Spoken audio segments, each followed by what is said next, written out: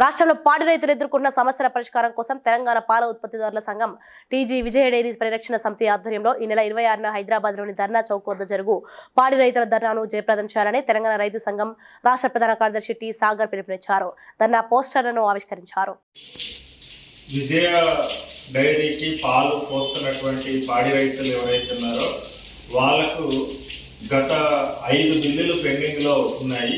దాని మీద రాష్ట్ర వ్యాప్తంగా రైతాంగంలో తీవ్రమైనటువంటి అసంతృప్తి, వ్యతిరేకత వస్తుంది.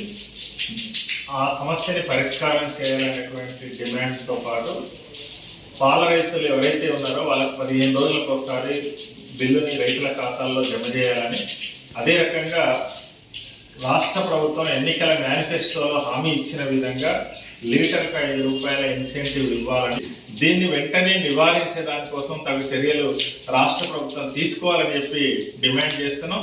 ఈ ధర్నా కార్యక్రమం తర్వాత కూడా ప్రభుత్వం దిగి రాకపోతే మా ఆందోళన పోరాటాన్ని రాష్ట్ర వ్యాప్తంగా మరింత ఉధృతంగా నిర్వహిస్తామని చెప్పి తెలియజేస్తా ఉన్నాం. అదే రకంగా ఈ పాడి రైతులు ఎవరైతే అధికంగా అప్పులు చేస్తున్నారో వాళ్ళు ఆత్మహత్యలకు కూడా పాల్పడుతున్నటువంటి పరిస్థితులు నెలకొంటున్నాయి. దీన్ని నివారించేటువంటి బాధ్యత రాష్ట్ర ప్రభుత్వం తీసుకోవాలని చెప్పి కోరుతున్నాం. Please like and share, subscribe to BCN Telugu News. Please like, share and subscribe to BCN Telugu News.